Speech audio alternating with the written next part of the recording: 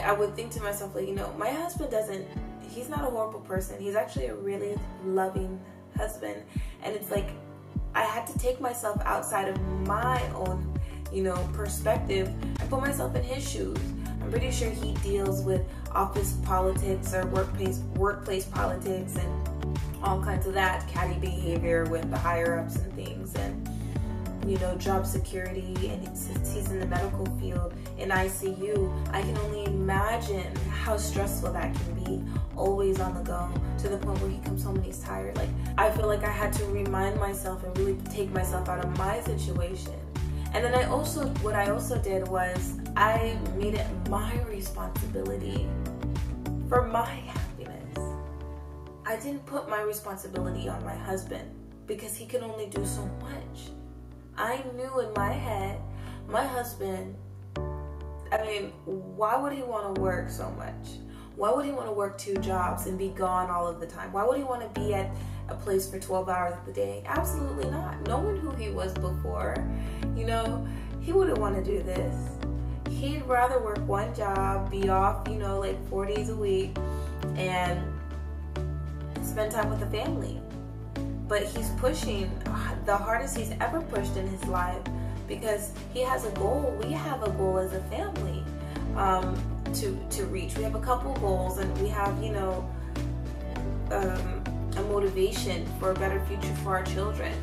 And I'm so proud of him. I really am, because of the person he's developed to be. You know, when I first met him, you know, he was in college, and, you know, when you're in college, you don't really take, you know, jobs like that seriously. And he just has developed into this hardworking, responsible man where I never, ever hear him complain about having to go to work. So why should I complain? I realized that I was complaining a little too much. And I'm not afraid to admit that.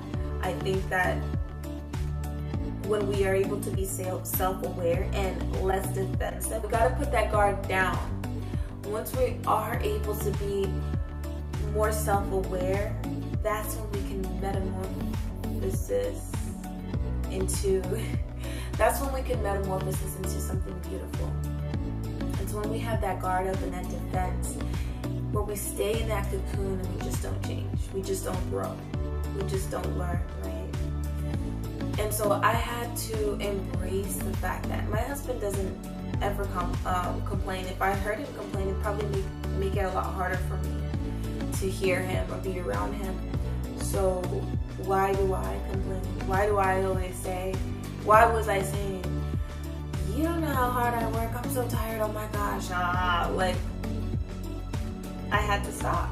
I had to take control over my mouth and my words and my tongue and the negative energy that I was trying to transfer to him, and I had no idea that I was even doing it. I've learned a lot from being alone. I've learned to be self-sufficient. I've learned to make myself happy and to make my children happy without, you know, depending on a third party. And I've learned that although we would love to have my husband around, and we celebrate when he's off. Trust me, it's always a celebration when he comes home. It's always a celebration when he's off. I also learned to be content with my children. And so my children know that when daddy's gone, it's on, you know, it's still on and popping. Mommy's still gonna handle business, you know, and it's just even more fun when daddy comes home. I've done a lot by myself. I flew to California from Florida completely by myself with 2 kids. Actually, my youngest just turned 2, and it was December, it was in the Christmas time, so it was like, you know, the holiday season. My daughter just turned 2 that October. This was last year. And then my daughter, my youngest, was only 9 months. I flew, and I had like a layover. Yeah, I had a layover. And I flew by myself to San Francisco. I actually have footage of that. It's crazy. It was definitely an experience, not as bad as you think. So I will definitely make a video on that, just to help some moms out who are planning to fly out for the holiday season and want to see their family, but might not be able to go with their spouse. It's not that hard. You can do it. You just have to be prepared, and I'll help you prepare. Another thing that I do is, you know, I take the kids to the park every other day. I take the kids grocery shopping with me, multiple grocery stores in one day. If I really want to go grocery shopping and I want to knock out everything, like I go to multiple grocery stores in one day, like 3 different ones, just because of what I can find at each one and the prices, and I take them with me. I take them downstairs because I live on a 2nd floor condo. I take them downstairs, drop them in the car, take them to each spot, take them out, put them in the cart, take them in. Like, as I'm buying stuff and putting things in the cart, they're asking for snacks. I just open it, they're whining, I open it, I open the crackers, I give it to them, whatever, I'm gonna buy it anyways. Put them back in the car, crackers all over the car. From one store to another. And then I come back home, I bring them upstairs with, like this one I'm still holding on my hip. I'm carrying the other one with, you know, holding her hand because I won't let her walk up the stairs by herself. Then my other hand has a whole bunch of bags. I have my diaper bag backpack.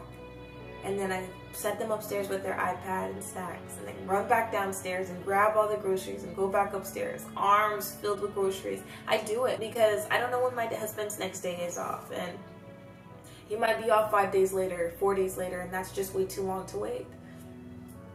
And then for us to spend like 2-3 hours grocery shopping on his day off, I feel like it's a waste of time when we could be laughing and going to the park and recording and making new memories together. So I do it on my own. I just recently got my hair done completely by myself with my kids.